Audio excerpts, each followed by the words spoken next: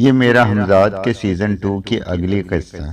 اگر آپ نے سیزن 1 نہیں دیکھا اور آپ کو نہیں پتا کہ ہمزاد کو شیخ کرامت نے کیسے قابو کیا اور قابو کر کے کیا کیا کام کروائے اور کیا کیا حاصل کرا، تو ڈسکرپشن میں آپ کو سیزن 1 اور سیزن 2 دونوں کی پلے لسٹ کا لنک مل جائے گا۔ آئیے میرا ہمزاد سیزن 2 کی اگلی قسط کی طرف چلتے ہیں۔ ایک بات بتائیں، بالکل سچ سچ، میں نے فضا کو ہموار دیکھ کر کہا۔ پوچھیں؟ اس نے مجھے ترچھی نظروں سے دیکھا اور اس وقت مجھے احساس ہوا کہ وہ اتنی بھولی بھی نہیں ہے جتنا ظاہر کر رہی ہے۔ اس کو ان سارے حرفوں کا علم تھا جن کے آگے عموماً مرد ہتھیار ڈال دیتے ہیں۔ ابھی میں کچھ کہنے ہی والا تھا کہ ایک تیز مردانہ آواز سنائی دی، کوئی ہے؟ میں نے دیکھا کہ نفیسہ کا چہرہ ایک دم تاریک سا ہو گیا اور اس نے لبوں کو جنبش دی۔ اس نے یقیناً کچھ کہا تھا مگر آواز اتنی مدھم تھی کہ میں سن نہ سکا۔ اس سے میں نے یہ اندازہ تو لگا ہی لیا تھا کہ آنے والا نفیسہ کے لیے اجنبی نہیں ہے، اور یہ کہ اسے آنے والے کی مداخلت ناگوار گزری ہے۔ اس کے علاوہ یہ بھی کہ وہ کچھ گھبرا گئی ہے۔ میں اس کے چہرے پر نگاہ ڈالتا ہوا اٹھا اور پھر بلند آواز میں بولا، ادھر تشریف لے آئیں۔ صدر دروازہ کھلا ہوا تھا اور نشست گاہ سے زیادہ دور نہیں تھا، اس لیے چند ہی لمحوں میں وہ نووارد اس طرف آ گیا۔ یقیناً میری آواز نے اس کی رہنمائی کی تھی۔ اسے نشست گاہ کے دروازے سے اندر آتے دیکھ کر میں چونک اٹھا۔ آنے والا نفیسہ کا منگیتر رشید کے سوا کوئی اور نہیں ہو سکتا تھا۔ حمزاد نے مجھے اس کا جو حلیہ بتایا تھا وہ اس پر بالکل پورا اترتا تھا۔ پھر اس سے پہلے کہ میں اسے مخاطب کرتا، وہ نفیسہ کی طرف دیکھ کر بولا، تمہیں امی بلا رہی ہیں، جاؤ کہہ دو ابھی آ رہی ہوں۔ نفیسہ نے ناگواری سے اس کی طرف دیکھا اور بولی، شاید اسے رنگ میں بھنگ پسند نہیں آیا تھا، بہت دیر ہو گئی ہے تمہیں یہاں۔ اور نفیسہ نے اس کی بات کاٹ دی، بچی نہیں ہوں میں، معلوم ہے مجھے، تم جاؤ۔ برادر عزیز، آپ بیٹھیں تو صحیح۔ میں نے پہلی بار اس کارٹون کو مخاطب کیا جو غالباً خود کو ہیرو آف دی سچویشن سمجھ رہا تھا۔ جی نہیں شکریہ، وہ منہ بنا کر بولا۔ آپ شاید یہ سمجھ رہے ہیں کہ میں آپ کی محبت پر ڈاکہ ڈال رہا ہوں، تو ایسی بات نہیں ہے۔ اگر آپ کو ایسی کوئی غلط فہمی ہے تو اپنے دل سے نکال دیں۔ یہ کہتے ہوئے میں صوفے پر دوبارہ بیٹھ گیا۔ اس کا منہ ایک بار حیرت سے کھلا اور پھر بند ہو گیا۔ ان پر شک نہ کیجیے گا، میں نے نفیسہ کی طرف اشارہ کیا، انہوں نے مجھے اس سلسلے میں کچھ نہیں بتایا۔ شاید تاریک شیشوں کا بدنما سا چشمہ اس وقت بھی اس کی آنکھوں پر لگا ہوا تھا۔ پینٹ پہننے کا شوق تھا مگر اسے اپنی پھولی ہوئی توند نظر نہیں آتی تھی۔ اگر وہ ڈھیلا ڈھالا لباس پہنتا تو اس قدر کارٹون تو نظر نہ آتا۔ خوبصورت عورتوں کے مردوں یا منگیتروں کی اپنی نفسیات ہوتی ہے، عموماً وہ احساس کمتری کا شکار رہتے ہیں۔ رشید کا معاملہ بھی ایسا ہی لگتا تھا۔ چند ہمیں حیران پریشان رہ کر اس نے میرے بجائے نفیسہ کو مخاطب کیا، چل رہی ہو یا جاؤں؟ جاؤ، نفیسہ نے گویا دو ٹوک جواب دے دیا۔ ٹھیک ہے، میں امی سے کہہ دیتا ہوں کہ تم نے آنے سے انکار کر دیا۔ اس کا لہجہ بالکل بچوں کا سا تھا۔ اور یہ بھی کہہ دینا کہ میں نے تمہاری ٹافی بھی چھین لی ہے۔ میں کوشش کے باوجود فقرہ کہنے سے باز نہ رہ سکا۔ نفیسہ میری برجستگی پر مسکرا دی۔ کیا؟ اس کی بے سری آواز نسبتاً بلند ہو گئی۔ یقیناً نفیسہ کو مسکراتے دیکھ کر اس کے مزید پتنگے لگ گئے ہوں گے۔ آپ میرا مذاق اڑا رہے ہیں؟ اس کا انداز بہت زیادہ عجیب سا تھا۔ اڑانے کے لیے اور بہت سی چیزیں ہیں برخوردار، مثلاً پتنگ۔ میں نے ہنس کر کہا، تم فکر نہ کرو، تمہاری پتنگ نہیں کٹے گی۔ مجھے برخوردار کہہ رہے ہو؟ میں برخوردار نظر آ رہا ہوں تمہیں؟ ہاں، ہو تو برخوردار ہی۔ تون پھلا لینے سے آدمی بالغ نہیں ہو جاتا۔ ٹھیک ہے، دیکھ لوں گا تمہیں بھی۔ میرا بھی نام رشید ہے۔ یہ کہتے ہوئے وہ مڑنے لگا۔ کیوں؟ کیا ابھی نہیں دیکھا؟ سب معلوم ہو جائے گا تمہیں۔ تم شاید اپنے پیسے پر اینٹ رہے ہو، تو پیسہ ہی سب کچھ نہیں ہوتا۔ یہ کہتا ہوا وہ تیر کی طرح نشستگاہ سے نکل گیا۔ آپ کا منگیتر ماشاءاللہ خاصا نامعقول ہے۔ میں نے یہ جملہ اس طرح ادا کیا جیسے تعریف مقصود ہو۔ ظاہر ہے کہ میری مخاطب نفیسہ ہی تھی۔ میں نے نفیسہ کے ہونٹوں پر تبسم دیکھا، مگر وہ بولی کچھ نہیں۔ ایسا کریں خاتون کہ اب آپ بھی جائیں، میں نے سنجیدگی سے کہا۔ میں نہیں چاہتا کہ میری وجہ سے آپ کے گھر میں کوئی بدمزگی پیدا ہو۔ معلوم نہیں وہ آپ کا منگیتر جا کر کیا کیا لگائی بجھائی کرے۔ پھر کبھی آ جائیے گا، میں عموماً گھر پر ہی ہوتا ہوں۔ ٹھیک کہہ رہے ہیں آپ، اس نے میری تائید میں کہا۔ کل چھٹی ہے میری، کل آ جاؤں گی کسی وقت۔ میں اپنے اماں ابا کو میری طرف سے مطمئن کر کے میں کوئی آوارہ یا بدقماش لڑکی نہیں، اس نے کہا۔ باقی باتیں کل کریں گے۔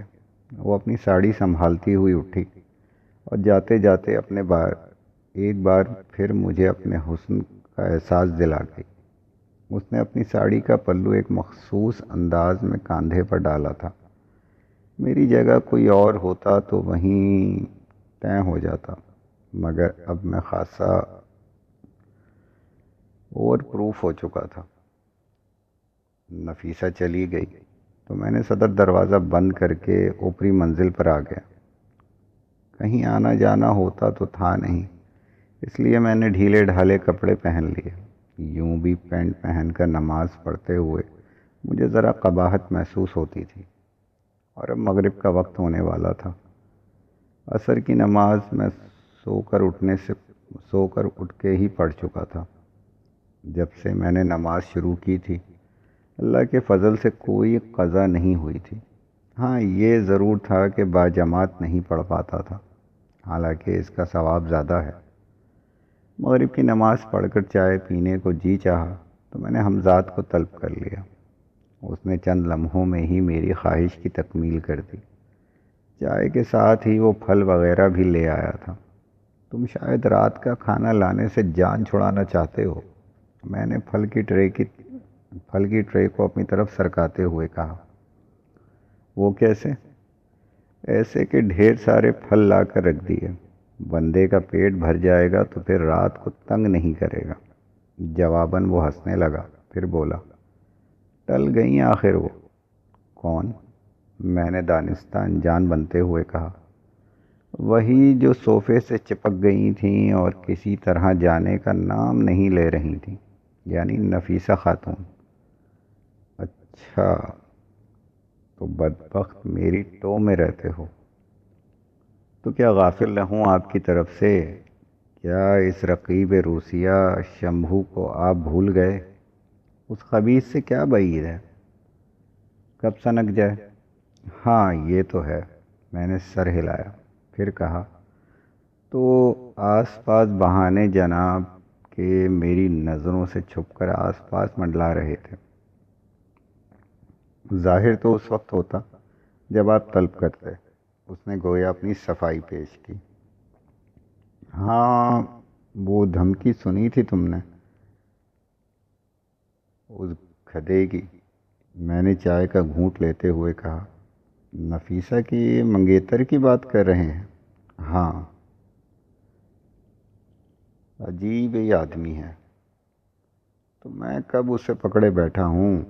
میں تو بتا رہا تھا تمہیں کہ کیسے کیسے پڑھے ہیں اس دنیا میں۔ اس پر لعنت پڑھیں اور بتائیں کہ کچھ سوچا؟ حمزاد بولا۔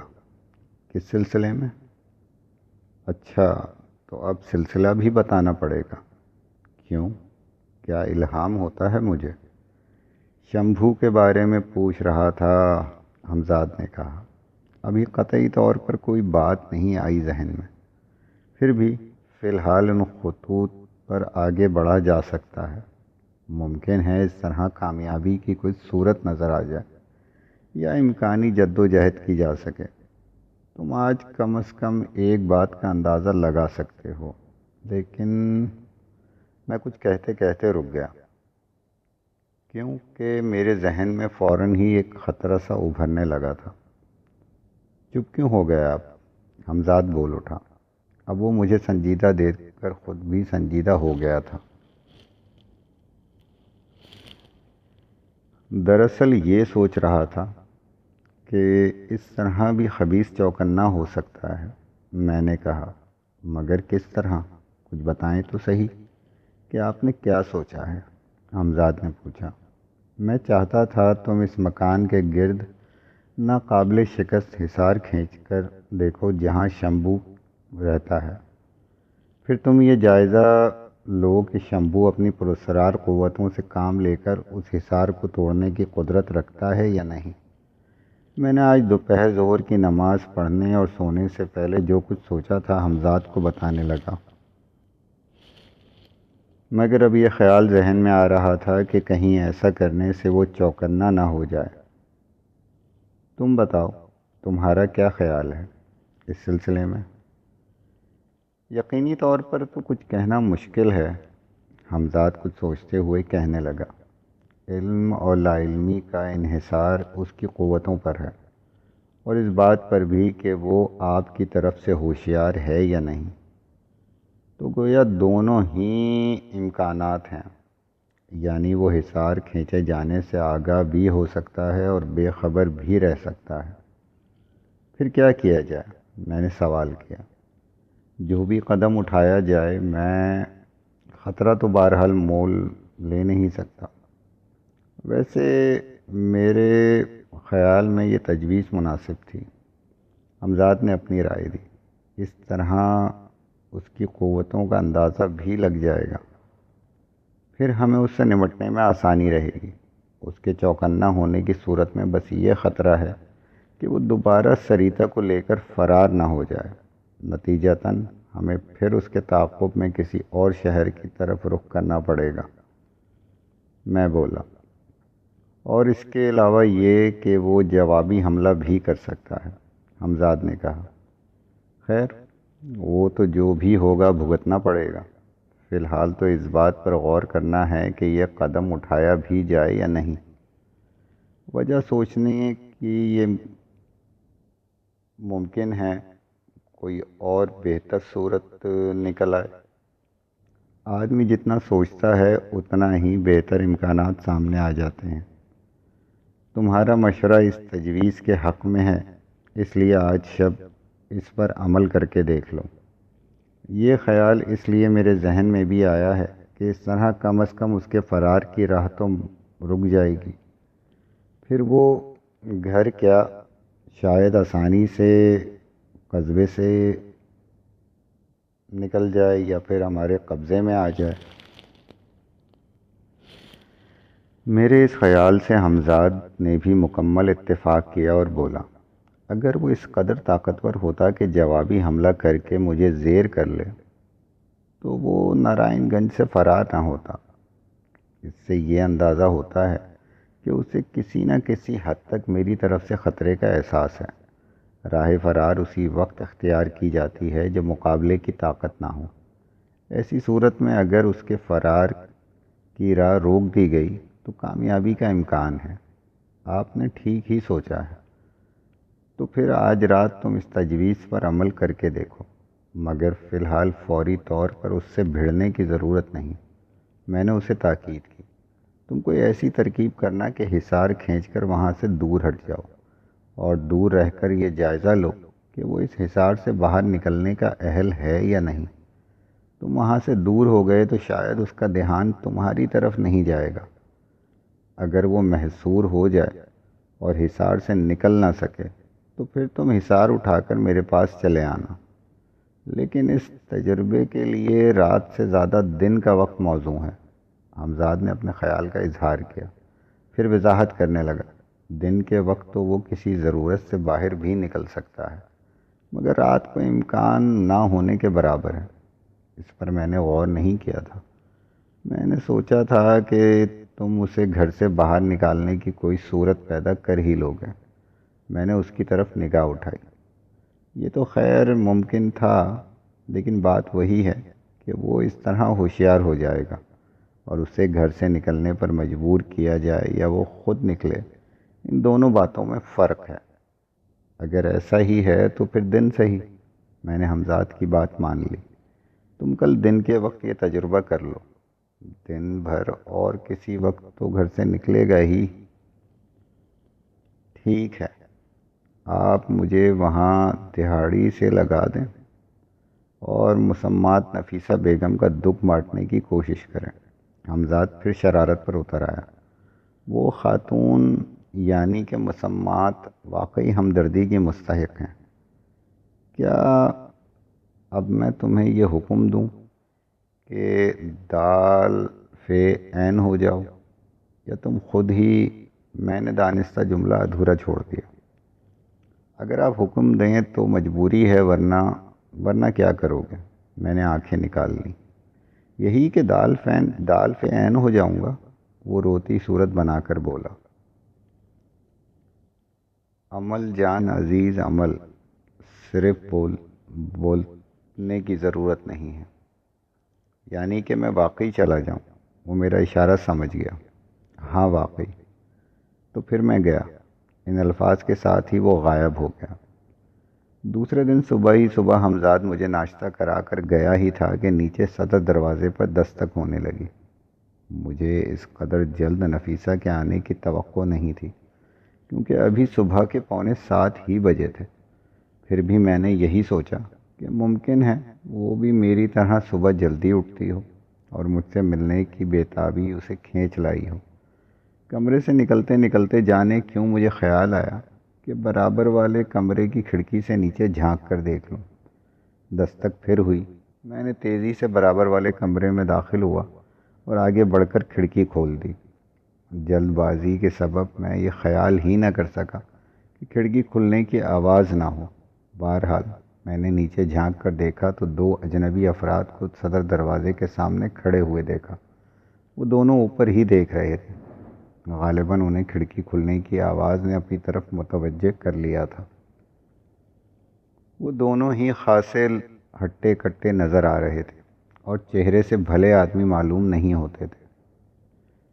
میرے ذہن میں نفیسہ کے منگیتر رشید کی دھمکی گونجی اور میں نے سوچا کہیں یہ لوگ اس کے بھیجے ہوئے تو نہیں، مگر اس سے زیادہ میں کچھ نہ سوچ سکا، کیونکہ ان میں سے ایک نے مجھے مخاطب کر لیا تھا۔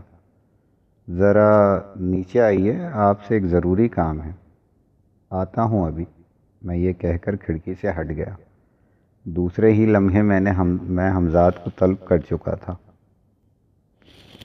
دیکھو جا کر کون ذات شریف ہیں، میں نے اسے حکم دیا۔ صورت سے تو غنڈے ہی لگتے ہیں۔ حمزاد نے فوراً ہی اپنے وجود کی تجسیم کی۔ اب کمرے میں گویا 2 شیخ کرامت نظر آ رہے تھے۔ مجھے اس موقع پر ایک شرارت سوجی۔ ٹھہرو، میں نے حمزاد کو روک کر کہا۔ اگر یہ غنڈے ہی ہیں جیسا کہ میرا قیاس ہے، اور انہیں رشید ہی نے میری اوور ہالنگ کے لیے بھیجا ہے، تو ان کے لیے سزا ضروری ہے، تاکہ آئندہ کسی شریف آدمی کو تنگ کرنے کی کوشش نہ کریں۔ ہم دونوں ساتھ ساتھ نیچے چلتے ہیں۔ معلوم نہیں حمزاد میری شرارت کو سمجھا یا نہیں، لیکن وہ میرے ساتھ ساتھ چلنے لگا۔ نیچے پہنچ کر میرے اشارے پر دروازہ حمزاد نے ہی کھولا۔ دروازہ کھلتے ہی وہ دونوں تیزی کے ساتھ بغیر کوئی دیکھے اندر گھس آ گئے۔